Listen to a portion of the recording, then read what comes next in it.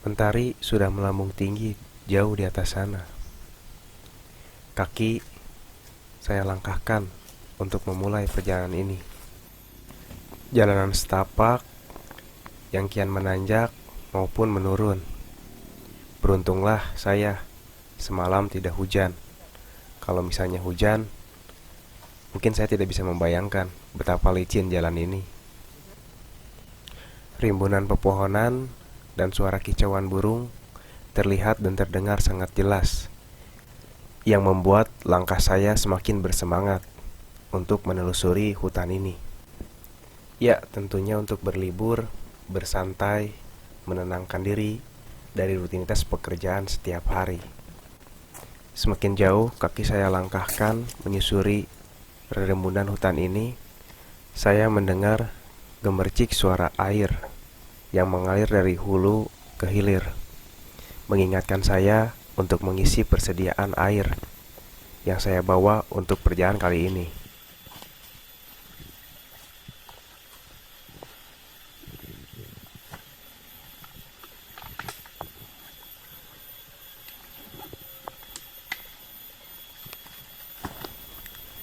Air yang saya temui yaitu khas air pegunungan, jernih dan juga menyegarkan.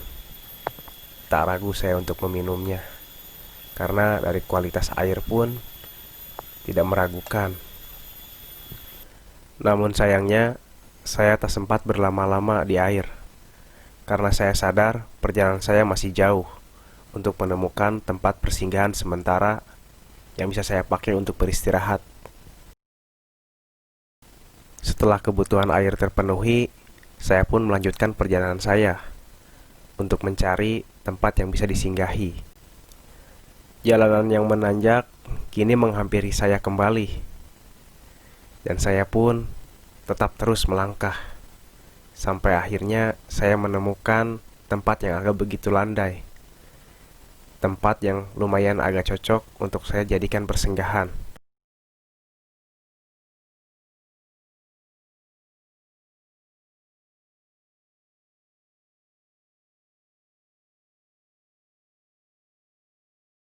Karena saya pilih tempat ini dan mengingat jarak pepohonan yang begitu dekat dan angin khas gunung yang begitu sepoi-sepoi menghantam kulit saya, terlintas di pikiran saya untuk memasang hammock. Karena dengan hammock kita bisa merasakan sensasi tiupan angin yang begitu sepoi-sepoi kita rasakan. Dari situ saya langsung bergegas mencari ranting pohon atau batang pohon yang bisa saya jadikan untuk alat bantu memasang tali hammock yang belum terpasang dari hammocknya.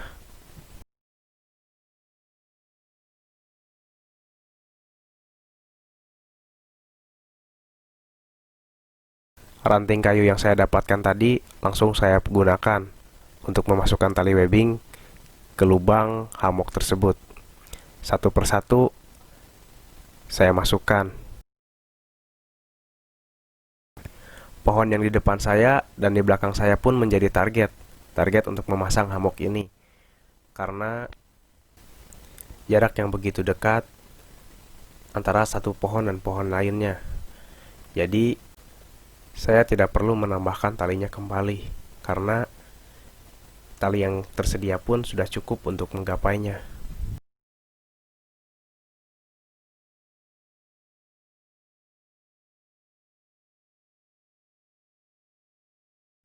Satu persatu tali hammock saya pasangkan dan ikatkan kepada pohon yang sudah ditentukan. Dengan simpul dan ikatan yang begitu kuat, saya berharap ini akan kuat dan kokoh untuk menopang beban berat saya selama saya bergantungan di hammock.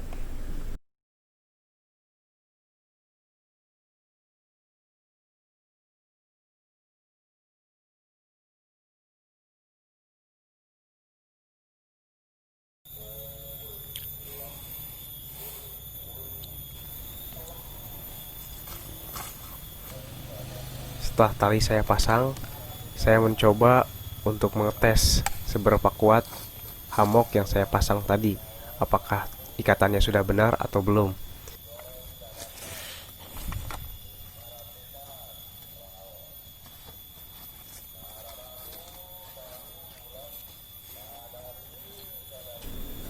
Setelah saya rasa selesai memasang hammock, saya beralih membersihkan tempat di sekitar saya.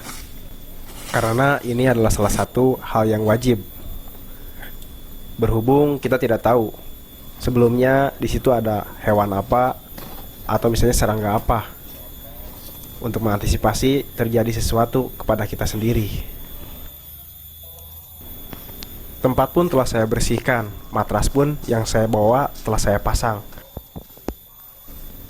Waktu pun kini cepat berlalu, dan perut saya pun yang tadi sudah terisi kini mulai keroncongan kembali,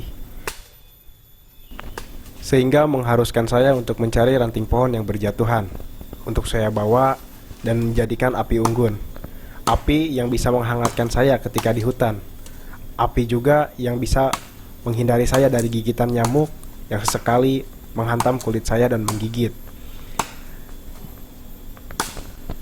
Dan api juga yang bisa membantu saya untuk memasak dan mengisi perut saya yang sedang berkeroncongan ini.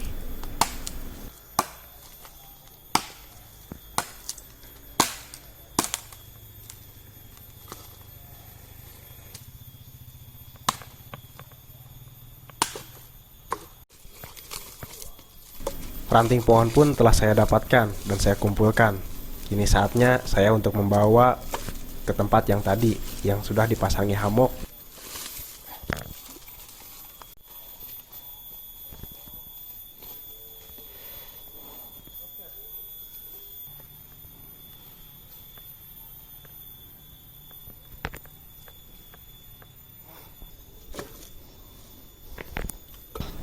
Untuk membuat api mungkin itu hal yang mudah buat saya, dikarenakan saya dulu hidup di pedesaan.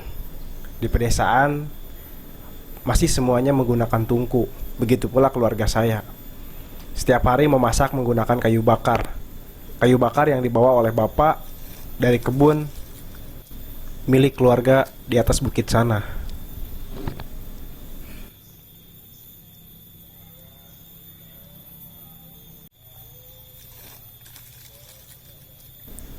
Saya pun mulai mencoba menyalakan api dengan beralatkan korek yang saya bawa dari rumah sebagai alat pembantu dan dedaunan yang jatuh di sekitar.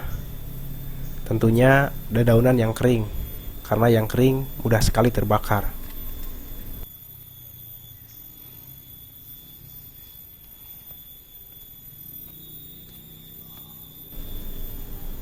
Tak lama berselang, api pun mulai menyala dengan ditandai asap yang begitu mengepul jauh ke udara sana.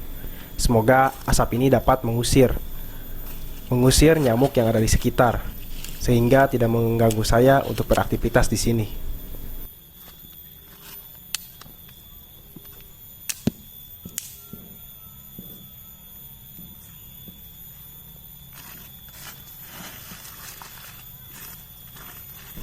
Saya pun terus menambahkan rantingan yang kecil dan juga dedaunan yang kering. Karena dengan dibantu rantingan yang kecil dan dedaunan yang kering, api akan cepat menyala, lebih besar dan lebih gagah.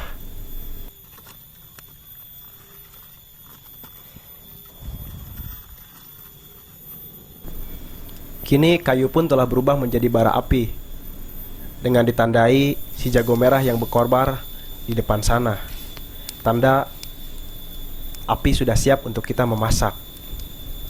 Saya pun beralih untuk memasak, dan saya pun mengambil daun untuk dijadikan tikar untuk sumber makanan saya. Makanan yang kali ini saya bawa adalah ikan, berhubung kemarin saya memancing dan dapat ikan.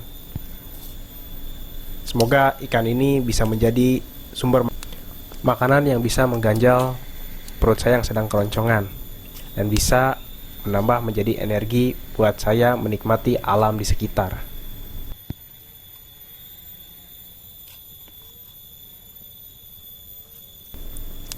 Ikan pun saya tusuk menggunakan rerantingan yang ada di sekitar, dan dikasih bumbu hanya garam saja. ikan pun masuk dalam proses pembakaran. Alih-alih api yang tadi menyala, kini mulai padam dan harus dihidupkan kembali. Sambil menunggu matang, ikan yang sedang dibakar, saya bergegas membuat sambalnya. Sambal kecap itu adalah favorit saya. Menu ikan apapun menurut saya kurang pas tanpa sambal kecap ini.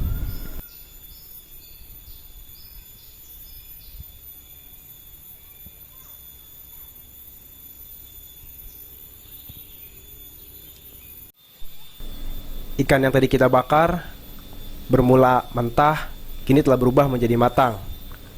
Dengan beraromakan khas ikan matang yang mulai menggoda, membuat perut saya semakin berkeroncongan. Ini adalah makan siang saya. Semoga makan siang saya ini bisa mengganjal perut saya yang sedang keroncongan. Rasa lezat daging ikan mas dipadu dengan sambal kecap terasa nikmat yang hakiki bagi saya tersendiri. Makan pun kini telah usai. Saatnya saya untuk berkemas dan bersiap-siap menyambut sang angin yang sepoi-sepoi menyapa kulit saya di atas ayunan hammock yang saya sudah pasang sedari tadi selagi kita sampai.